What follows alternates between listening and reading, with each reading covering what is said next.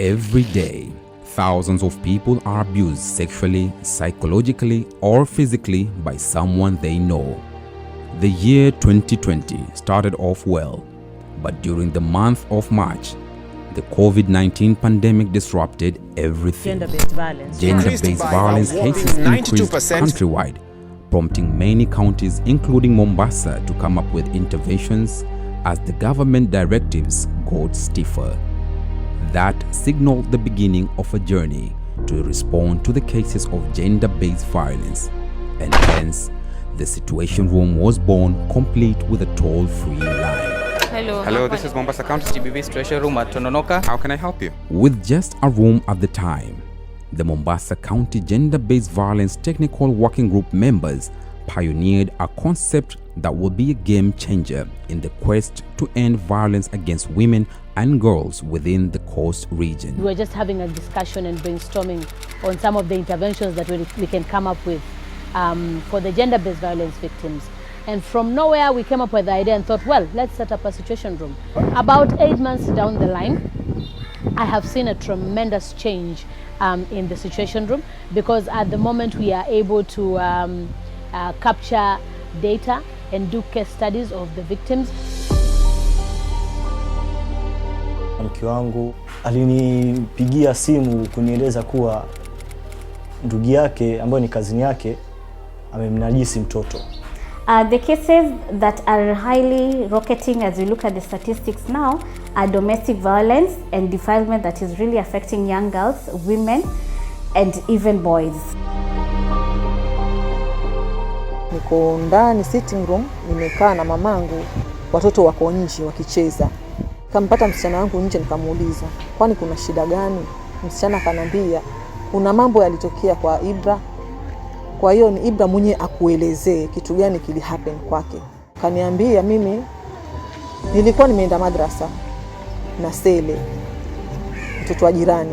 Nilivyokuwa tumeenda madrasa, wakati wa kurudi lunch tukaenda kuinda vindege. Tukapata baba mwingine pale, Sele anamjua. Na Sele akaniambia twende tumsalimie huyu baba. Tulivyoenda kumsalimia yule baba alinibeba na akaniweka kwa mapaja yake.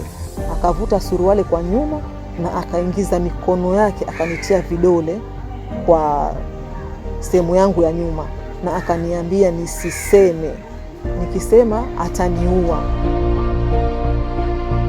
Nilioleka mwaka wa 2003 December na we married nilioleka kwa kanisani, tukafunga harusi. First year ikapita, mwaka wa pili, mwaka wa tatu, hata mimi nikaanza kuingia na wasiwasi, tumejaribu atupate watoto. So tukaenda kwa gynecologist, tupima. Mimi ndio nilikuwa nikaenda nikapimwa kwanza. Walipopima wakasema there is no problem ambayo inaweza kufanya usishike mimba.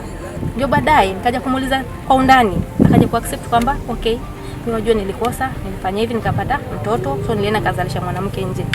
Nikamwambia mimi sijakata, she is your second wife. Sijakata, umemzalisha.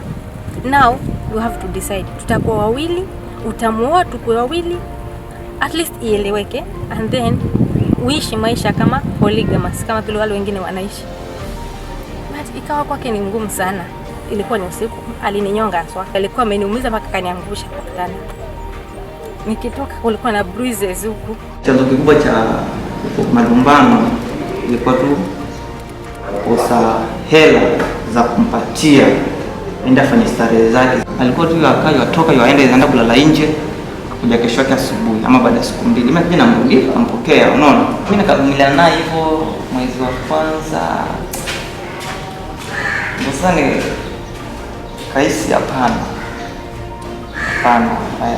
I deserve best. I deserve happiness. Maana kwa nyumba kiamko kuna raha. Na depression tu kwa nyumba. Kila kitu iko, ndio hata chakula zingine unakosa uli, huwezi kula. Yaani ilinipiga kwa lengo lingine, nilikuwa nahitaji mtu anishauri, mtu anikansel. Nilisikia uchungu sana na feel vibaya kwa sababu kitu ni geni kwangu, alafu ni kitu cha kutisha.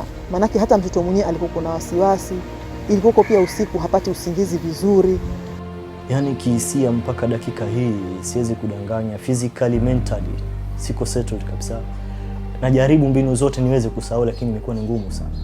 Sio rahisi vile, sio rahisi. The Situation Room equipped with experienced counselors who offer therapy, trauma healing, and even child therapy, has been a safe haven to the survivors and victims of gender-based violence. The survivors of gender-based violence or any other violence requires a minimum of 8 counseling sessions that will allow them to process their trauma.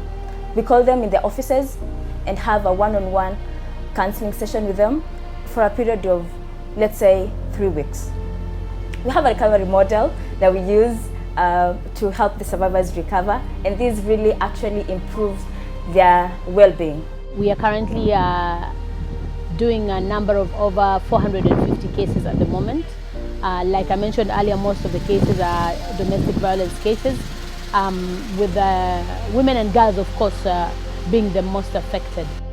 An idea that was born in the middle of a pandemic, the Situation Room has greatly impacted victims of gender-based violence within Mombasa as well as the neighboring counties. There is a greater linkage in terms of referral pathway, so the Situation Room is better placed to be able to continue reaching to so many victims, not only within the county of Mombasa, but adjacent counties that are served by the Situation Room. The value of the toll-free number is that it can be accessed by any survivor, not only within the county of operation, but other counties. So any person within the jurisdiction of Kenya, any person who is able to access the toll-free line is able to call. The third impact about the Situation Room is the value it adds when men are also able to call the Situation Room and are able to get services. When the Situation Room began and when Reinvent began funding, we only had a few women calling. But as it is right now, we have a significant number of men who are able to call and get services at the Situation Room. So we are beginning to see a blend whereby not only the Situation Room serving women, but also serving men. So the gender perspective in totality is being handled by the Situation Room, which is a big impact for us. Muhuri, a human rights organization and supporting partner at the Situation Room, has been very instrumental in tackling legal issues. Kazi yetu sisi ni kupatia watu ushauri wa kisheria na kufuatilizia kesi mashinani na pia kufuatilizia kesi kotini na police station. Tunashirikiana karibu na kaunti ya Mombasa, department ya gender, kuhakikisha kwamba wananchi wetu katika kaunti ya Mombasa wanapata usaidizi kutoka kwetu. Nashukuru koti iliamuru culprit alifunga miaka 40 gerezani. The Center for Rights, Education and Awareness crew concentrated on economic empowerment, providing cash transfer to dignify and empower victims of gender-based violence. Additionally, they provided dignity packs to caution survivors. We know that during COVID, a lot of people lost their means of income, a lot of people were unable to actually support themselves, the basic needs.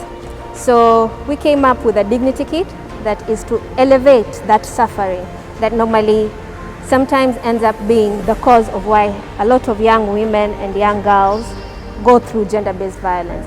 We are able to have that linkage through the Situation Room. So it plays quite a crucial role in our activities, in our response. It's a main point of referral linkages of the survivors to other partners, for example, ourselves. The Situation Room has since become a safe space for survivors of gender-based violence. So it's more of a safe space that has been created to ensure that communities and homes have a place to voice their issues, and they can be listened in and they can be given the advice and support that they require.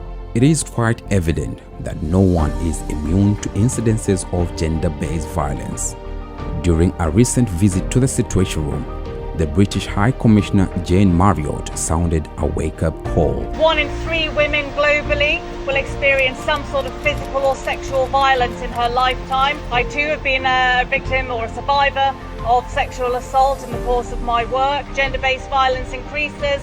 During COVID, we have seen the caseload go up. We see the caseload go up during election time, and it's important that we all work together and support organisations like Sauti and others who are helping to tackle gender-based violence so we can put a stop to this and live more harmoniously together. Mombasa County, through the Department of Youth, Gender, Sports and Cultural Affairs, together with the supporting partners, are keen to formulate policies as guiding principles in tackling gender-based violence.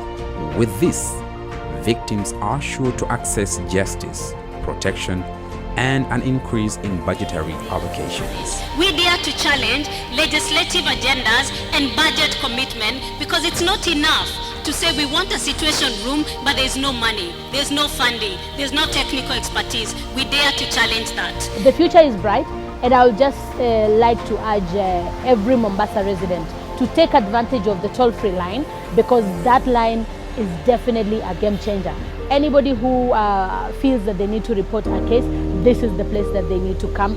Anybody that feels that they need to vent, this is the place they need to come. Let's join hands and stop gender-based violence in Mombasa. Tunawahimiza sana muendelee kupiga namba ya simu ambayo iko bure. Usinyamaze, usikubali kudhulumiwa.